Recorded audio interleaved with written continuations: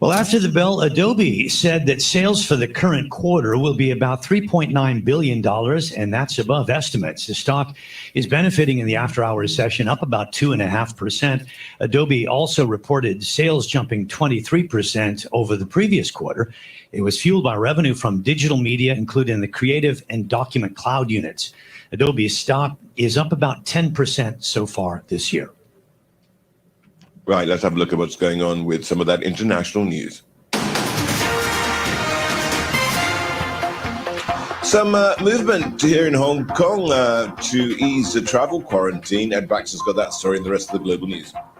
Yeah, exactly right, Rich. No formal date yet, but listen, the government has plans to shorten hotel quarantine for fully vaccinated travelers from most places to 7 days. The new wrinkle is vaccinated and passing an antibody test. Sources to Bloomberg say trials are ongoing for the antibody test, which will provide information on past infection or vaccination. No announcement of when it will take place, as I say. U.S. House says today, or White House says today, it is committed to dialogue with China's President Xi Jinping and says talks will be planned soon. Today, President Joe Biden signed the bill to make Juneteenth a national holiday. Great nations don't ignore their most painful moments. They embrace them. Great nations don't walk away. We come to terms with the mistakes we made. And in remembering those moments, we begin to heal and grow stronger. And Biden also championed the bipartisan path the bill took. I'm especially pleased that we showed the nation that we can come together as Democrats and Republicans to commemorate this day with an overwhelming bipartisan support of the Congress. I hope this is the beginning of a change in the way we deal with one another. The SEC has announced it will be closed in observance tomorrow. Same for the Fed. JP Morgan and UBS are adding it as a floating holiday for the time being. China has hailed the arrest of Hong Kong journalists and says it's protecting citizens from illegal activities. And Beijing has let it serve as a warning to any journalists who write articles that challenge Beijing, in quotes. It says freedom of the press is not a shield for illegal activity. New study out of Imperial College London shows what it calls an exponential growth now of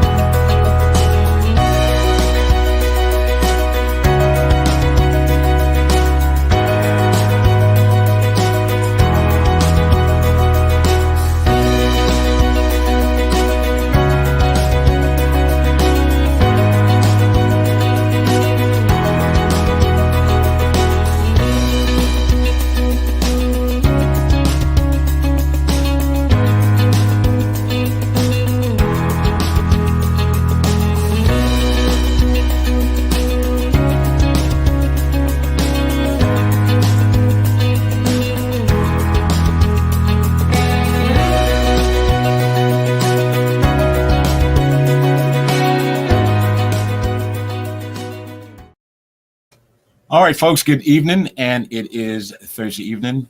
Welcome to the Case Report and News. I'm Anthony Weeks, reporting for the Caribbean America's Single Economy. And this evening, we're going to take a look at public policies, U.S. public policies, particularly in the area of the U.S. foreign affairs policies. As you know, this has been a very important week for the president, who is overseas. He attended this week the G7 summit. Then he met with President Vladimir Putin of Russia, the president of Russia, yesterday, and he's going to be meeting with the president of China as well. But most in terms of being closer to home, in terms of what those foreign policy looks like, and what does it mean for the relationship with the United States and the rest of the Americas, and that encompasses the North America. And there is a multilateral trade relationship between the United States, Canada, and Mexico. But of course, you have the rest of the Americas. You have South America, Central America, and the Caribbean. And so you have a pretty formidable region as it relates to sheer population. You're talking over 1 billion people, but combined, you're talking about 30-something trillion dollars in gross domestic product. The United States is the largest trading partner for the Caribbean. Traded in 2018, $35 billion with a surplus of $12.5 billion. Now, in order for us to really understand what is the position and what is the priorities of the United States and the rest of the world, all of that resource is really placed at the doorstep. Well, not at the doorstep, but literally in the Department of State Department. And so when we talk about what is it we plan to do around the world, but more specifically as it relates to the region, the Americas, Caribbean, and the fact that the U.S. is the largest trade partner for the Caribbean, and you have China and Russia are literally knocking on the door for America's third border and looking at building stronger trade and commerce relationship, but more specifically, geopolitical relationship. Now, to understand what that commitment is, you have to understand you have to follow the money. You have to follow the trade. You have to follow the money trail, and the money really speaks to what those priorities are and what those commitments are going forward. And so I'm going to share with you. I started yesterday on the Marketplace show Reset and Jumpstart TV on segment 2, and I'm sorry, on segment 2 on the program, and I'm going to continue this evening on the Case Report and News to hear the hearing out of Congress as to what the budgetary, if you will, prowesses or the budgetary constraint as to what we plan to do in terms of our foreign affairs around the world, but more specifically in the backyard of the United States, the third border, the Caribbean. And so I want you to pay attention, because what you will hear will speak volume in terms of what the policy position, because we focus on business, we focus on the economy, and we focus on markets, but more important, we focus on public policy. We are a macroeconomic and public policy think tank, and our major flagship initiative is called Caribbean America's Single Economy.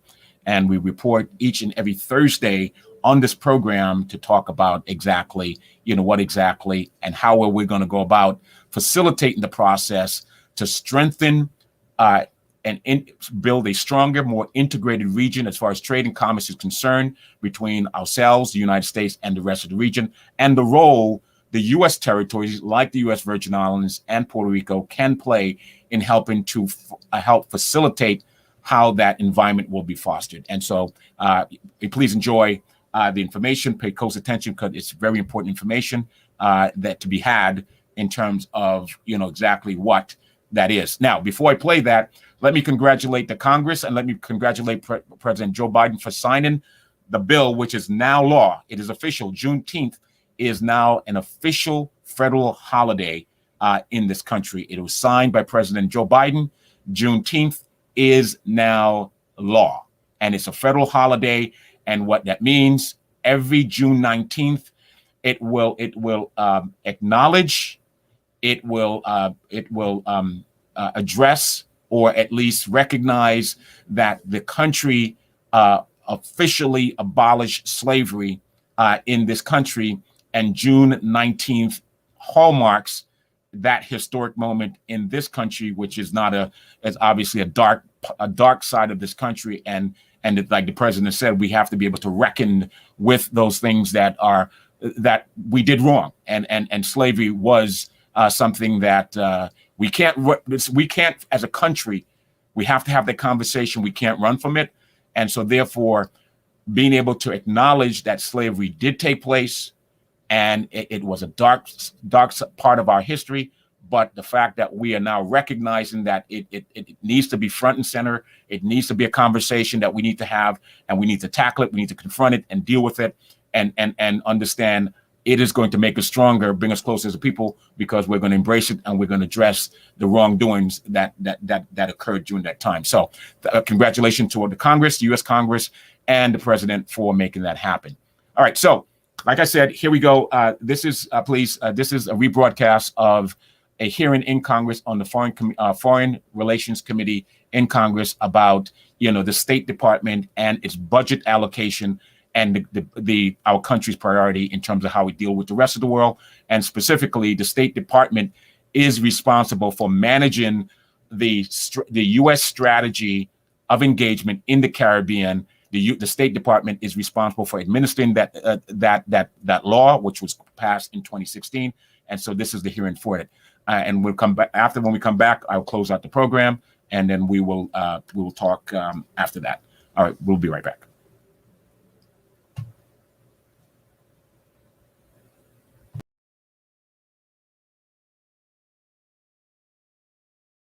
Just kind of share some of your specific ideas on this. Chairman Lee, Ranking Member Rogers, first of all, let me just say what a pleasure it is to be with both of you and all the members of this committee. And Madam Chairwoman, I'm happy to submit my opening statement for the record, if that's what you'd prefer. Sure. Well, no. You know what? I'm sorry. Go on and give us your opening statement, at least for 5 minutes. I jumped the gun on asking. Okay. You can include your answer if you want to in your opening statement. Great. Thank you very much. I appreciate it. And again, it's really a pleasure to be with both of you and all the members of this committee. And I really appreciate this opportunity to talk about the administration's proposed budget and how it will help achieve our national security priorities and deliver results for the American people, which is our common objective. I do think this is a critical moment for the United States and our global leadership. As you both alluded to, we face major tests, including stopping COVID-19, rising to the challenge of the climate crisis, supporting a global economic recovery that delivers for American workers and families. We have to revitalize our alliances and partnerships, outcompete China, and defend the international rules-based order against those who seek to undermine it, renew democratic values at home and abroad, and push back against malign activity by our adversaries. In a more competitive world, other countries are making historic investments in their foreign policy toolkit. We need to do the same thing. That's why in this budget, we requested $58.5 billion for the State Department and USAID for fiscal year 2022. And Ranking Member Rogers, I just want to point out, I'm already saving you some money right there. I think it's $58.5 billion. So I've been responsive to your concern.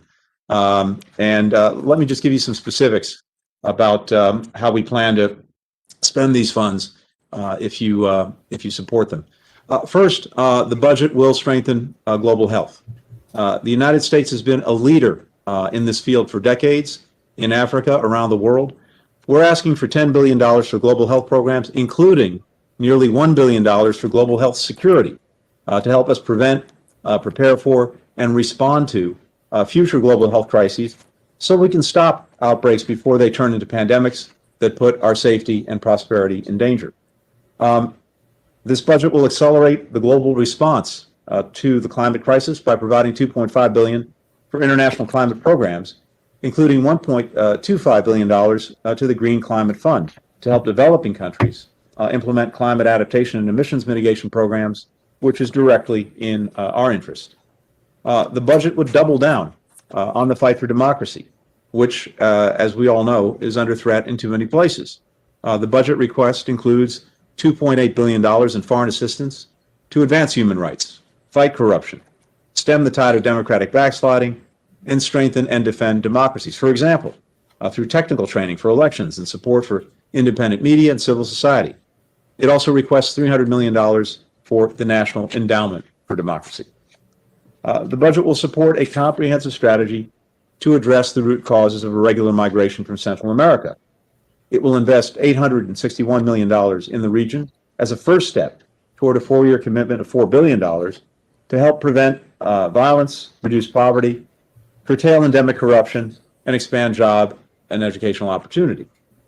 It will reestablish American humanitarian leadership with a request of $10 billion in assistance to support refugees, victims of conflict, other displaced people, and to rebuild the refugee admissions program.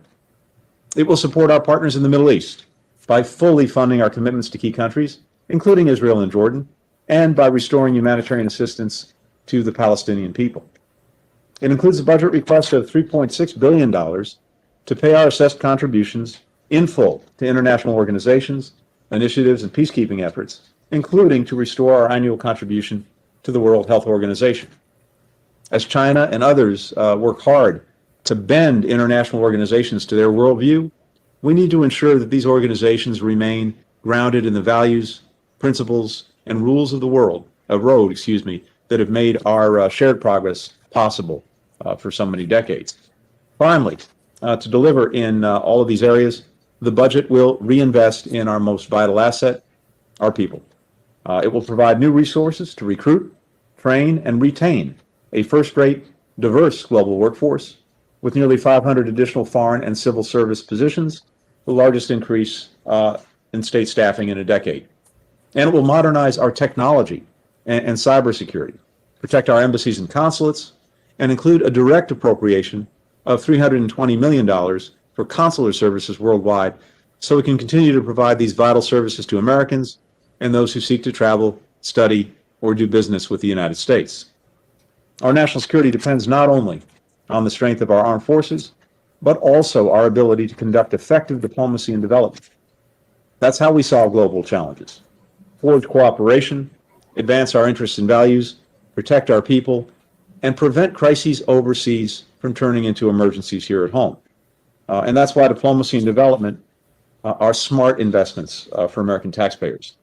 A top priority for me as Secretary is to restore the traditional role of Congress as a partner in our foreign policy making.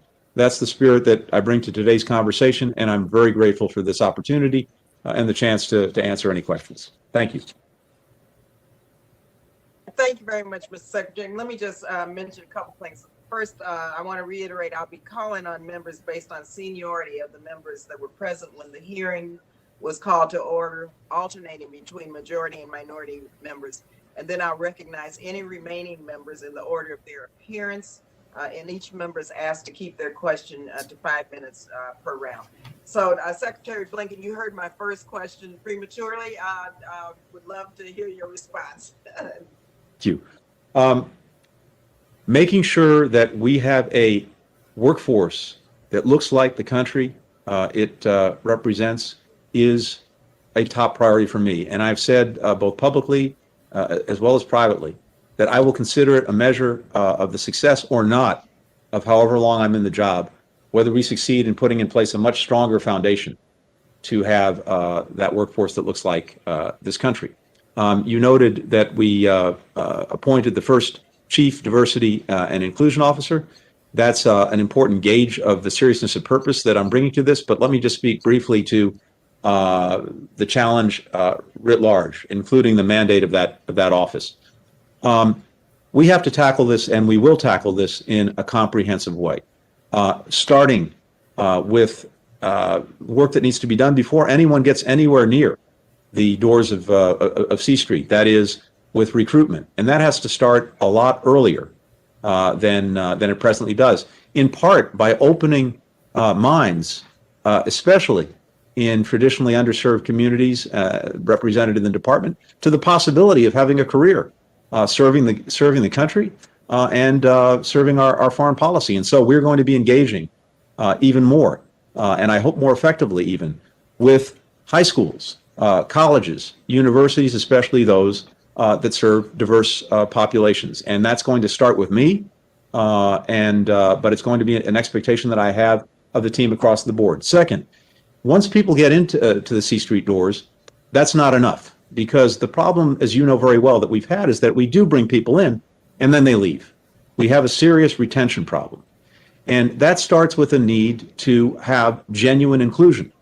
This can't be a check the box numbers game.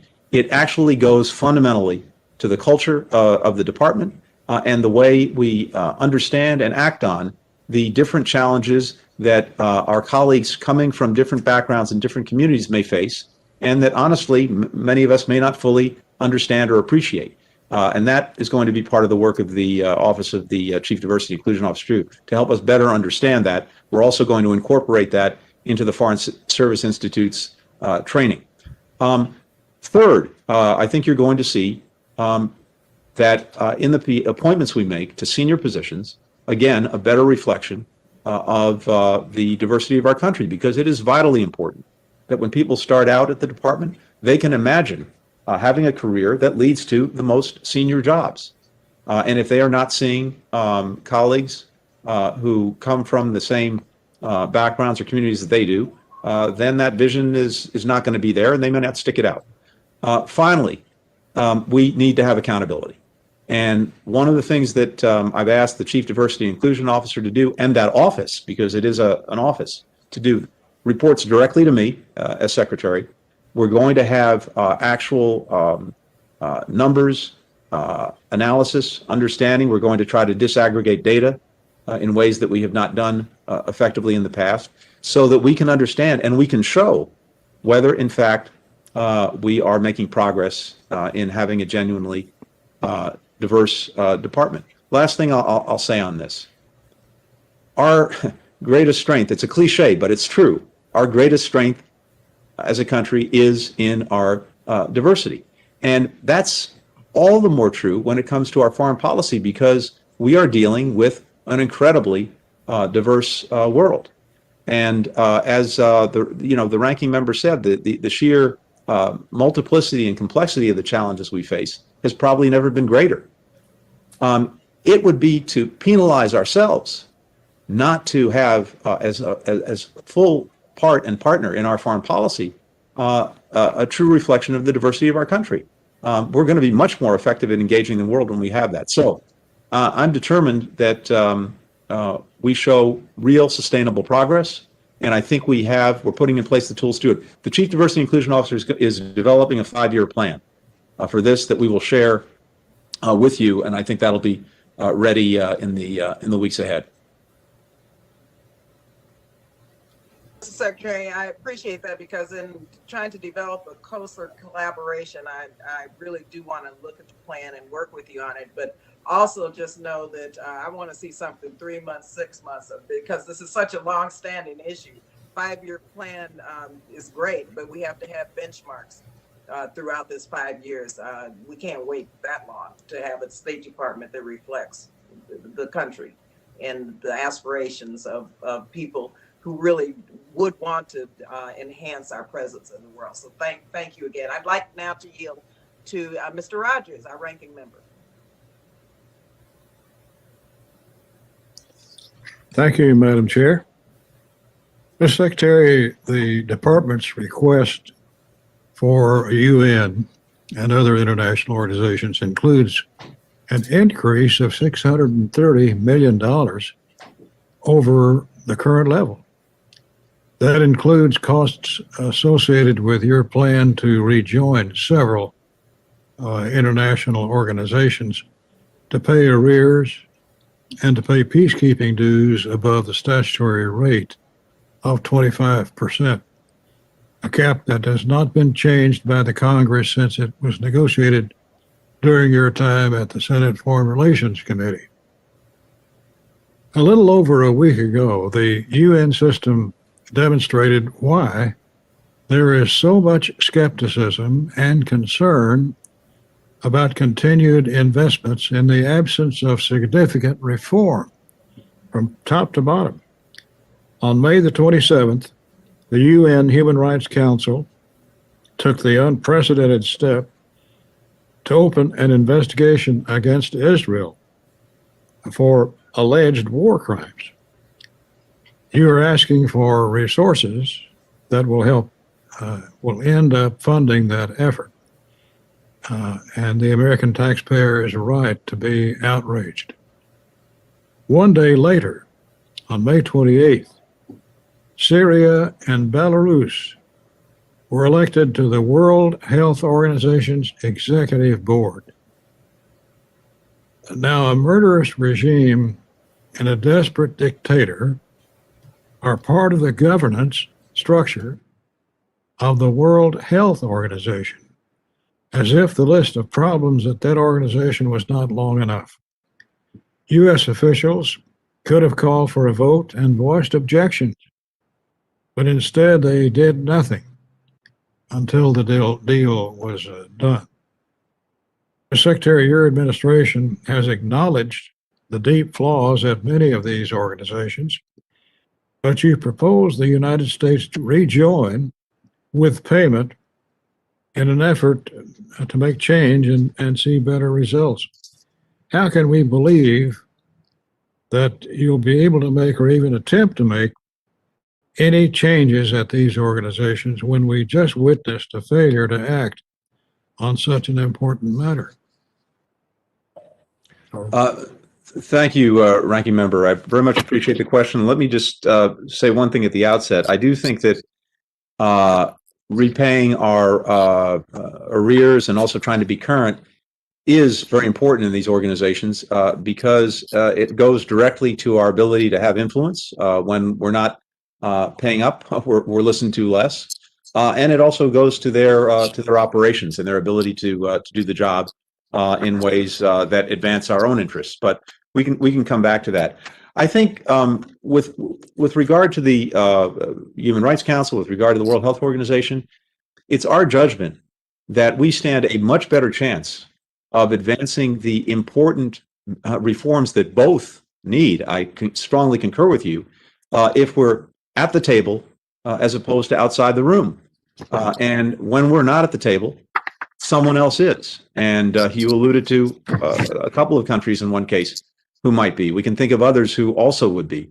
And our ability to actually advance meaningful reform to shape the way these organizations work is gone. And so with regard to the Human Rights Council, we're going to be a candidate for membership for 2022 to 2024. Last time we were actually in the room at the table, we were much more effective, for example, in dealing with the bias against Israel and one-sided actions that the Human Rights Council takes to single out Israel unfairly. We cut by about 30% the number of such initiatives when we were there. When we're not there, these things, unfortunately, tend to proliferate. And I think with regard to the World Health Organization, we stand a much better chance in actually advancing the vital reforms, I strongly agree with you, that are needed if we're there and making good on our commitments and then insisting that it make good on its responsibilities.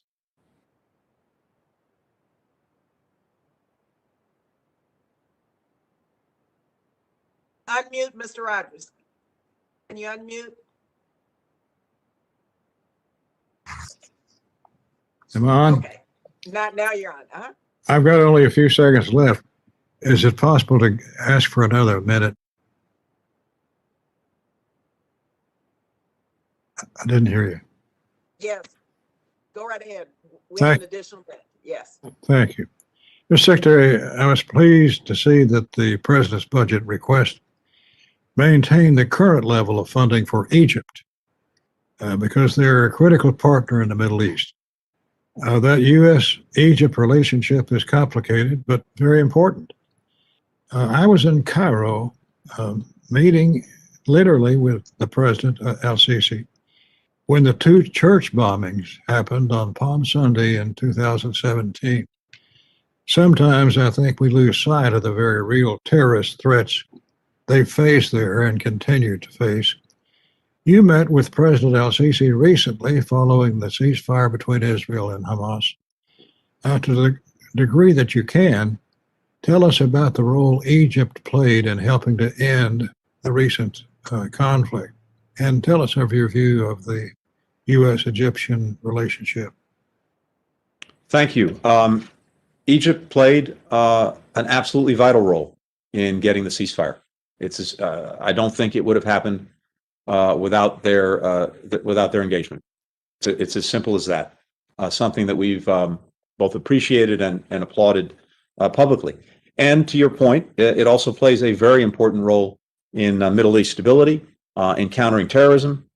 We have important defense cooperation that focuses on border challenges, maritime security, counterterrorism, and of course ISIS in the region. The affiliate there is wedged between Israel and Egypt in the Sinai and poses a very significant challenge. Egyptians forces are losing several people a week in this effort to deal with it. So Egypt is a vital partner in many ways. We do have real concerns about human rights. I had a very lengthy conversation with President Sisi about that, and a very very direct and honest exchange. I would say, and we've met with human rights defenders, civil society, and others. I think we've seen some progress in some areas, particularly religious freedom, as well as women's empowerment, dealing with gender-based violence, trafficking in persons. We appreciate that. On the other hand, when it comes to freedom of expression, when it comes to civil society, there are very significant problems that we need to address directly with our Egyptian partners, and we are. So we hope and expect to see progress there, even as we sustain this partnership that really is vital for our common security. Okay. Can you unmute Mr. Rogers? I'm sorry. I thank you, Madam. Okay, thank you. I now will yield to Ms. Main. Thank you, Madam Chairwoman. Thank you, Mr. Ranking Member, and thank you, Mr. Secretary, for coming here today to testify, and congratulations. We are thrilled that you are here in this role and look forward to working with you on a host of issues, and to work to ensure that the money that our committee appropriates is put to the best possible use and is equitably distributed through programs that lift up those who are the most vulnerable in the world. For my district in Queens, New York, one of the most diverse districts in our country, foreign policy is not just an esoteric issue solving far away problems, but many of my constituents have strong family and business ties to their countries of origin, and many of their families directly benefit from our foreign assistance. My first question is about divided families. As you may know, there are thousands of Korean Americans who were separated from their families in North Korea by war. These Americans have lived without knowing whether their spouses, children, or grandchildren are still alive. While there have been over 20 opportunities for divided families to have reunions between Seoul and DPRK, none of these reunions have actually included Korean Americans.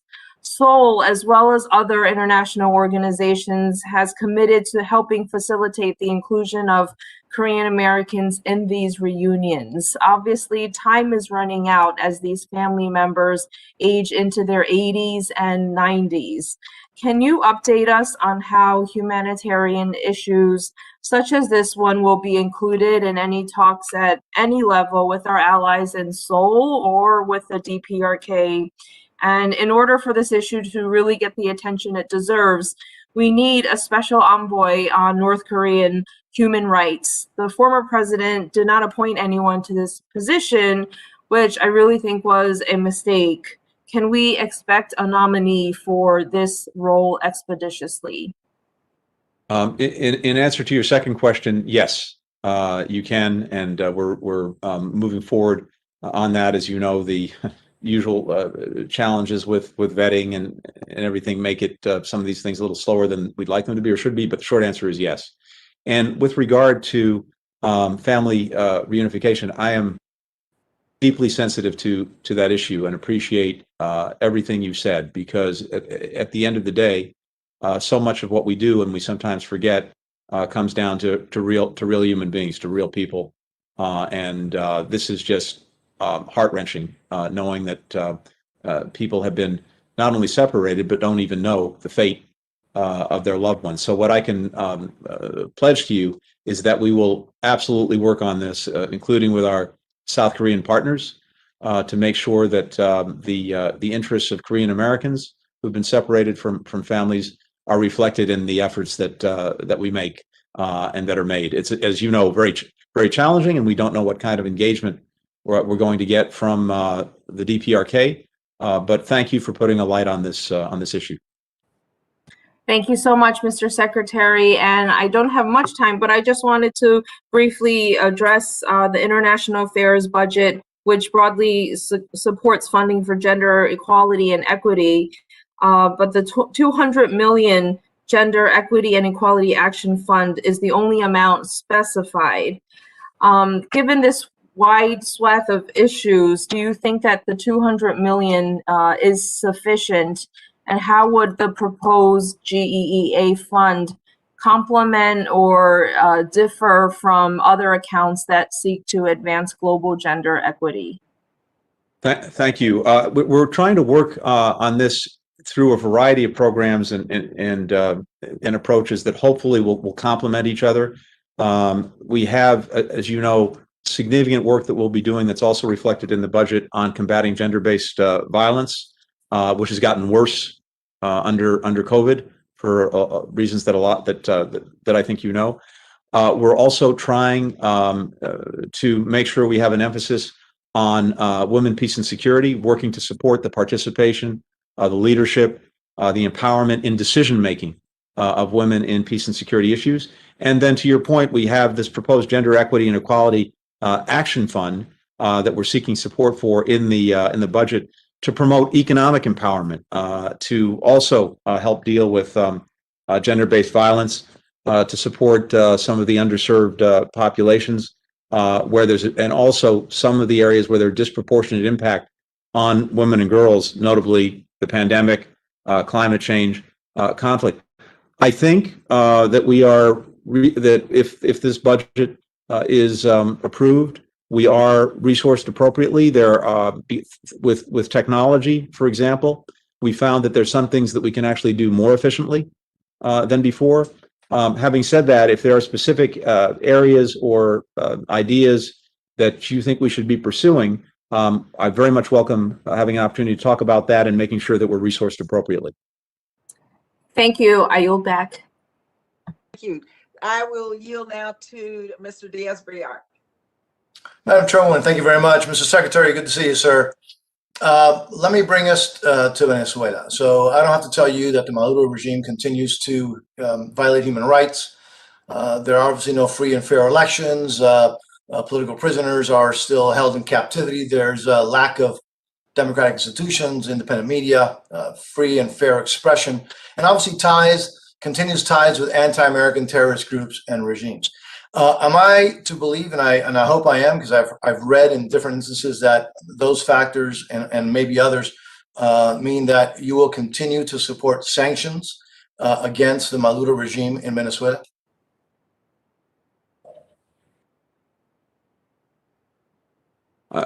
I'll repeat it. I'm not sure if I may have been on mute. The short answer to your question is yes. Not only Congressman, will we continue to support sanctions, but we want to try to work as effectively as possible with others to bring them along in increasing the pressure on Maduro and on the regime. Well, look, that's good to hear, Mr. Secretary, and U.S. leadership matters, right? And so you're obviously aware of let me now go to a different country. The OAS Secretary has called an army of occupation of Cubans in Venezuela. Those same conditions that I just mentioned in Venezuela that merit the sanctions exist in Cuba. Are you aware of any of those conditions that don't exist in Cuba? And so therefore, why would we not be supporting sanctioning the Castro regime that on top of having those same conditions, they also have spread their influence in other parts of the hemisphere, including obviously Venezuela and Nicaragua. So I'm assuming that the answer would be the same, correct? Congressman, when it comes to Cuba, this is something that this is a policy that we're reviewing very carefully. And as part of that review, we're seeking the views, including yours and other members of Congress, other stakeholders, people with different perspectives on the issue, whether it's in Congress, activists, journalists, faith-based leaders, academics, experts, inside and outside of Cuba, because we are really focused on trying to make sure that we think through and work through the best way to advance the goals that we all share, which is for a free and democratic Cuba. I get that, Mr. Secretary, but you would agree that the same conditions that I just mentioned about Venezuela apply to Cuba, if anything more so, right? I think there are differences in specifics between the two, but the overall concerns that we have, both with regard to the absence of democracy in Venezuela and the absence of democracy in Cuba, yes. Good. I just, Mr. Secretary, I don't see how one could say that the conditions that exist in Venezuela, again, and they also exist in Cuba, if anything worse, and they have been there longer, then why you can then say that one merits sanctions and the other one doesn't, particularly when Cuba has thousands and thousands of, again, what the OAS Secretary calls the Army of Occupation of Venezuela. So just something to consider. I want to thank you, by the way, while we're speaking of Cuba, for providing the $20 million for democracy assistance to Cuba, something that I think is desperately needed at this time. You talked about in your opening statement about your budget support to democracy programs, and you also talked about free and independent press. I am concerned, however, about and very disappointed that less than $13 million was requested for the Office of Cuba Broadcasting. That's nearly $7 million less than what was provided in FY 2021. That was done by Congress in a bipartisan way. And again, the reason behind massive increases in other areas, and yet specifically targeting OCB. And again, I'm always concerned about why is the regime in Cuba somehow treated differently than other places around the world, including in this hemisphere. So if you want to, again, very concerned about that rather substantial cut from what Congress had done in the last few years. Thank you. And look, I'll certainly take a look at that. We are, across the board, are trying to make sure that we are as effective as we can be, particularly in these programs. We have other tools and resources that can hopefully help achieve some of the same results. For example, the Global Engagement Center, where we're asking for some additional resources, that has been very effective, for example, in rooting out some of the misinformation and disinformation, to include things coming from Cuba and from other anti-democratic sources. But we certainly, I welcome hearing from you, from your office, if there are ways you think we can do this more effectively. We welcome hearing it. And I look forward to working with you. And I see that, again, the $20 million democracy assistance program, that is a priority of yours, right? Great. Thank you. I yield back. Thank you, Madam Chairwoman. Thank you very much. Now I will yield to Mr. Price. Thank you, Madam Chair. Welcome, Mr. Secretary. We welcome you to our subcommittee, and we appreciate your good work thus far. And I want to express support for many items in a very strong budget, including assistance for democratic governance around the world. I have a special role in this, I suppose, by virtue of chairing the House Democracy Partnership, our bipartisan commission that engages with parliaments in emerging democracies to learn from one another, to build their democratic institutional capacities. And I'm sure you're aware that democratic governance assistance from our government, from your department, feeds directly into our attempts to engage these parliaments and to improve their capacity. It means that this isn't just parliamentary exchanges. It means that on the ground, we're able to work to constantly improve performance and enhance professional capabilities. So we welcome the increased funding for democratic governance and for legislative strengthening in particular.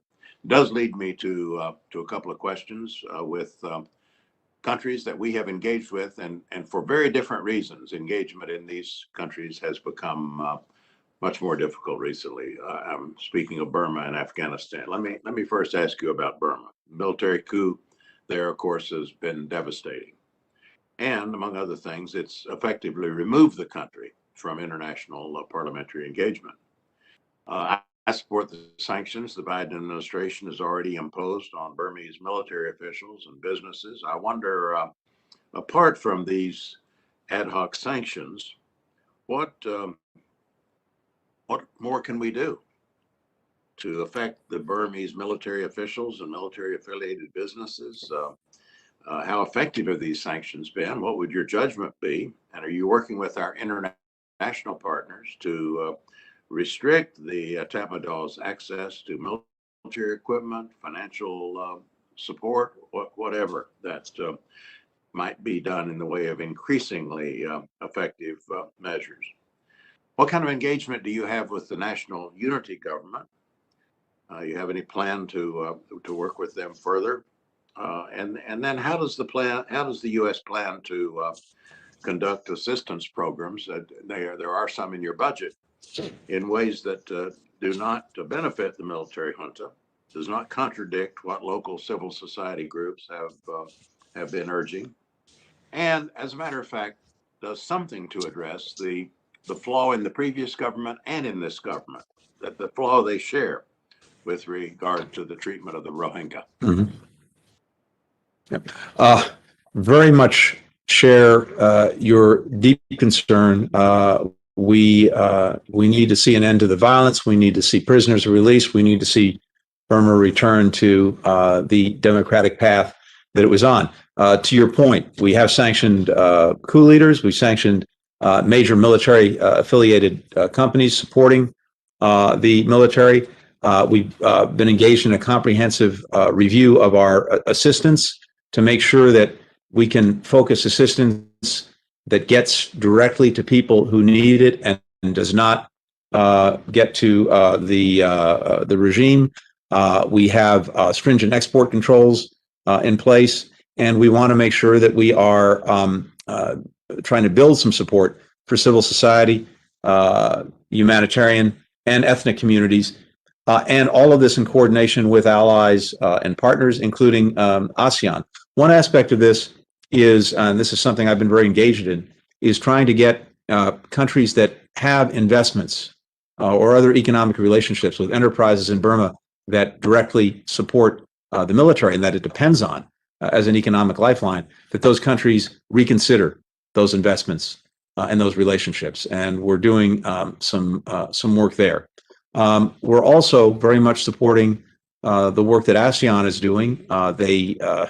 The regime agreed to a 5-point program that starts with getting an envoy from ASEAN to Burma to talk to everyone, including, of course, the National Unity Government and others. We're pressing to see that that happens. We're engaged with the government, with other members of the National Unity Government, with other members of the now opposition. Having said all of that, this is a really deeply challenging problem that's going to require a lot of work and a lot of international coordination. Finally, to your point about the Rohingya, I couldn't agree more. This has been a deficit not just of, obviously, of this regime, although they were among the worst perpetrators in the past of violence against Rohingya and other ethnic groups, but it was also a deficit of even of the democratic administration. And we're very focused on that as well, both and among other things, making sure that countries that have refugees among that community make good on their non-refoulement commitments, not to forcibly send them back to Burma, where they will encounter very, very difficult circumstances. So we're working on this across the board, but it is a hard problem. Yes, certainly is, but we do commend your involvement, and there is a need to stay the course here and figure out ways to tighten the screws if we possibly can. I think that sentiment is widely shared. Thank you, Madam Chair. Thank you. Now I will yield to Mr. Fortenberry.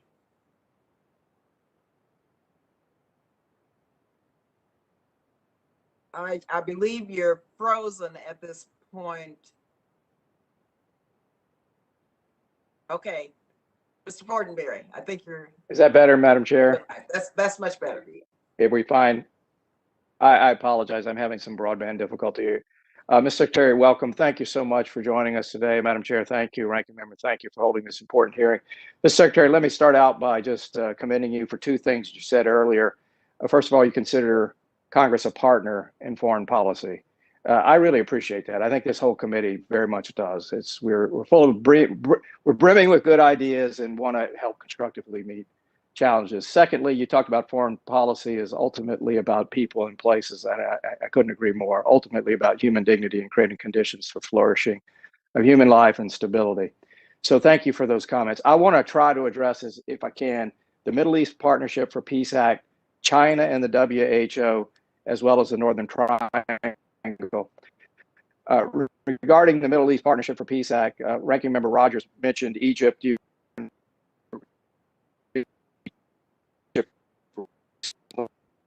Thank you. You're breaking up, Mr. Fortenberry. About it. You're in and out. I'll unfold. Intended roadmap for peace, but road has to have a foundation. This Middle East Partnership, very general. You're okay. breaking Is up, it better Mr. now? Is it better Okay, now? that's better now. That's better. I'm now. in and out. Uh-huh. Let me, Madam. Okay, I was referring to the Middle East Partnership for Peace Act. Any roadmap for peace needs a foundation. Chair Lowy last year picked up the legislation, got it into law.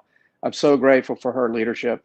As a part of this law, we're trying to do two things: enhance grant making through traditional people-to-people programs, as well as build out new forms of economic well-being, utilized in development finance cooperation with equity partners for the benefit of both Palestinians and Israelis. A State Department has a lead coordinating role in this regard. Mr. Secretary, are you familiar with this law? How are you going to advance State Department's implementation? And thank you for funding it, by the way. In short, Congressman, yes, very familiar with it, very much supportive of it, and we intend to do what we can to move out on it, because I couldn't agree more with the basic objectives and the basic premise. And particularly, we need to use some of these new tools like the DFC, which I think was a very good development, and look at ways of doing this more effectively. So I'd really welcome working with you and your office on this. It's something we very much support.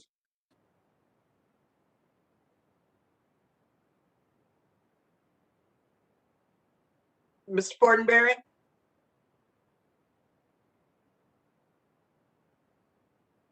I believe I will chair. Mr. Fortenberry, you still have a couple of minutes left. If not, we'll try to see if we can have a second round and go back to you. Are you back on? I'm back on. Madam Chair, would you mind if I try to locate to another area and give me 2 minutes back? I'm sorry. I apologize. Thank you so much. Sure. No problem. We'll go now to the chair. Then thank you very much, Madam Chair, for joining us. Chairwoman Rosa DeLauro, Chair of our Appropriations Committee. Thank you so much, Madam Chair, and what a very, very excited about today's testimony. And Mr. Secretary, thank you for being with us. And again, first time to be able to say congratulations. We're very excited about you and the role that you are in. I have a couple questions. In the funding request for 2022, the administration has talked about $10 billion for global health programs, 800 million increase to global health security programs, and it's over the 2021 amount. In January 2021, the administration announced it would re-engage with the WHO, and in 22 requests, there's the repayment of arrears to WHO and other international organizations. The 10 billion for global health programs, including an additional 1 billion, would expand the global health security agenda capacity building programs. Could you just tell us a little bit about how the funds will be used and which programs would be supported by these additional funds? Yes, thank you very much.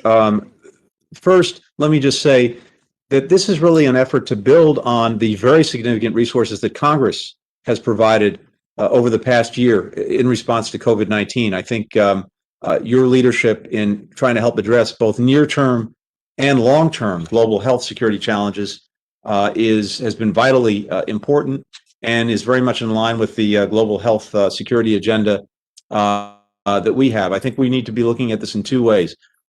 One is COVID-19 itself, of course, and making sure that we are effectively prepared to hopefully prevent, and if not prevent, at least see and mitigate and deal with more effectively the next pandemic. So significant portion of these resources are dedicated to doing that and building much greater capacity around the world in this ability to both prevent, detect, and mitigate.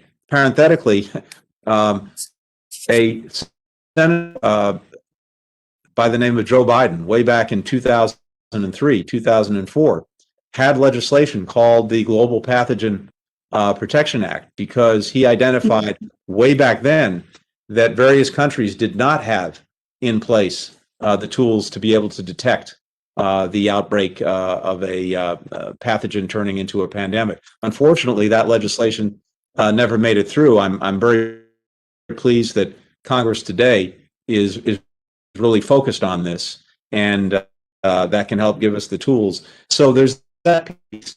The broader global health security agenda is vitally important too, because one of the things that's happened during this pandemic is that other aspects of global health security have been significantly compromised because of the inability, for example, to effectively deliver global health services for a variety of other challenges, whether it's malaria, tuberculosis, HIV/AIDS, and so on down the list. And so we want to make sure that we're able to address this deficit as well and build, and as we say, build back better with our global health security programs. Well, my hope is that in light of what you said, the last portion of it, I understand Ebola, Zika, and now coronavirus. But the other piece of this is I think we need to, as we are looking to restructure our public health infrastructure domestically, I think we have to participate in a public health infrastructure worldwide as well. We do it with Africa, where it's similar to the CDC, et cetera, because we're not safe unless the rest of the world is safe from these from these illnesses, the diseases, and so forth. So I want to work with you on that effort. I'm going to try to get another quick question is, we've got a number of crises around the world that threaten democratic institutions, the rule of law. And the budget you've proposed emphasizes the need to defend democracy, freedom, rule of law. Extremely important. You're poised to play a critical role in crafting what the U.S. response is to these crises.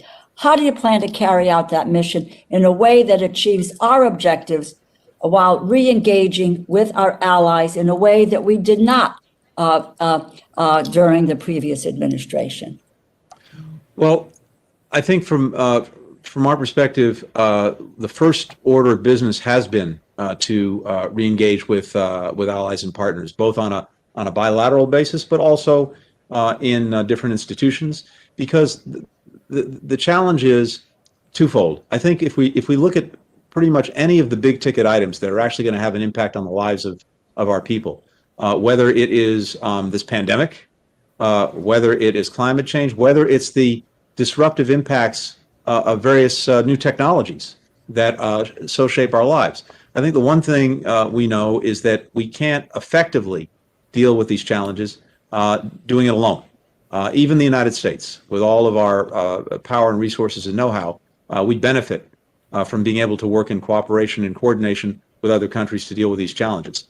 At the same time, we also know, and this is the other reason why our lean in on diplomacy and engagement is so important, we know that if we're not engaged, for example, in these very imperfect, but nonetheless important international institutions, then one of two things. Either someone else will be in our place, and probably not in ways that advance our interests and values, or maybe just as bad, no one is, and then you tend to have chaos and a vacuum filled by bad things before it's filled by good things. So I think there's a premium on our engagement, on our diplomacy, on just showing up. And I think we're in a better place to advance the needed reforms if we're actually, as I said, in the room and at the table than not even in the building. So that's the sort of premise that we bring to this, and we have, thankfully, and if we're resourced properly, I think even more so, an incredible resource here at the State Department to make sure that the U.S. is present, is engaged. All right, folks, that's it for the Case Report and News this evening.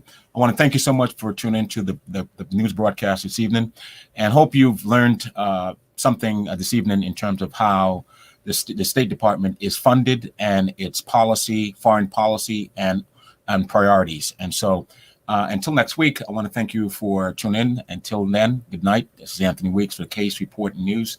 Have a good evening.